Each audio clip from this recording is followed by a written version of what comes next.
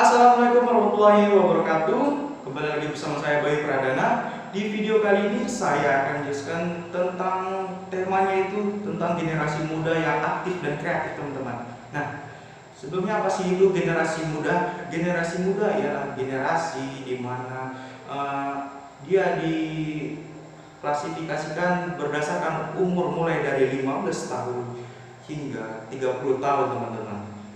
Pada rentang umur segitu itu disebut generasi muda. Nah, yang aktif itu gimana, teman-teman? Generasi muda itu tidak berdiam diri seperti tidur, malas-malasan gitu. Tapi dia aktif walaupun cuma bermain game, hobi bermain game, mengerjakan hobi yang lainnya seperti belajar. Itu itu aktif, teman-teman. Nah, yang kreatif itu gimana, teman-teman? Generasi muda yang kreatif itu dia menggebrak dengan inovasi baru, menciptakan lapangan kerja, contohnya membuat usaha. Itu tidak kreatif, teman-teman.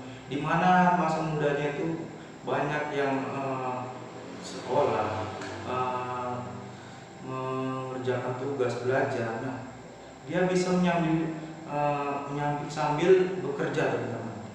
Tapi itu saja tidak cukup. Saya akan mencontohkan gimana sih itu generasi muda yang aktif dan kreatif, teman-teman. Nah, contohnya gini. Saya berumur 21 tahun dan itu masuk kategori generasi muda karena berada di rentang antara 15 dan 30 tahun, teman-teman.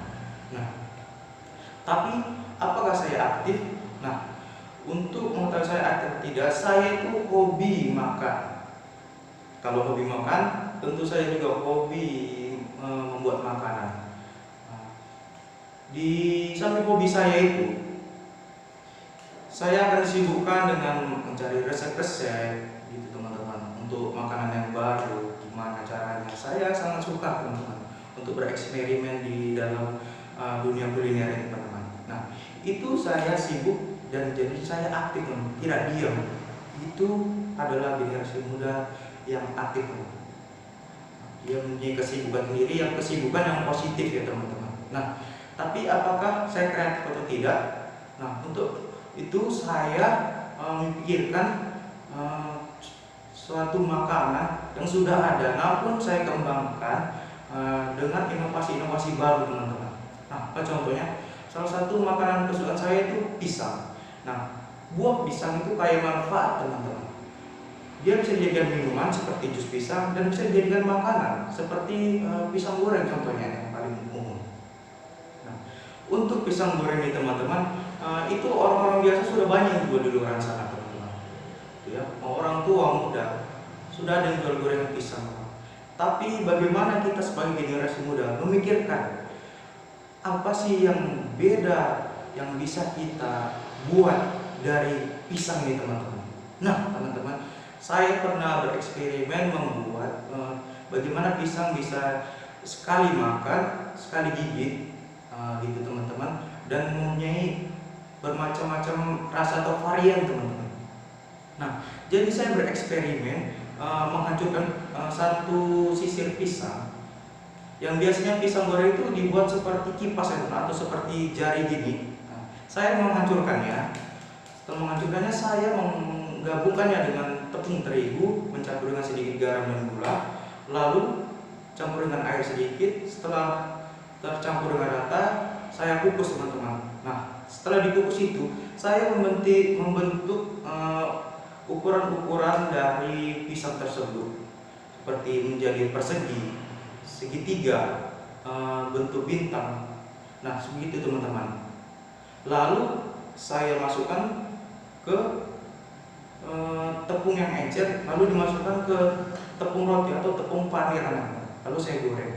Nah, itu mirip juga dengan pisang goreng, tapi bentuknya berbeda, teman. Itu kreasi, teman-teman, kreatif, inovasi baru, teman-teman. Nah, itu bukan cuma itu saja, saya menambahkan rasa coklat, keju, stroberi, tiramisu, rasa-rasa lainnya, teman-teman, yang sebelumnya belum pernah dilihat dalam orang jualan gorengan gitu. Ada bisa rasa stroberi, rasa melon, rasa buah-buahan gitu, teman-teman.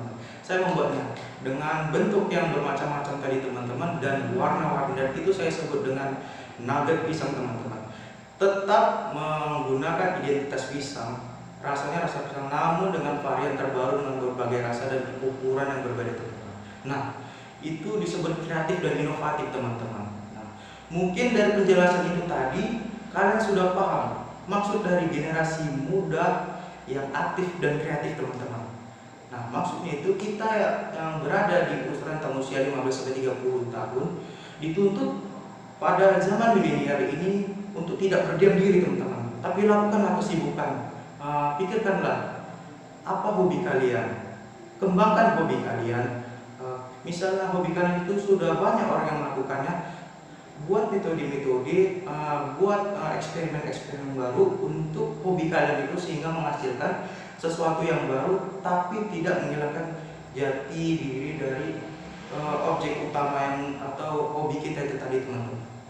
Nah gitu teman, sehingga hasil karya kita tadi itu bisa kita komersialkan, kita jual teman-teman. Nah, menjual di zaman milenial ini tidak cukup hanya dengan menjajakan langsung di jalan atau di food-food gitu teman-teman.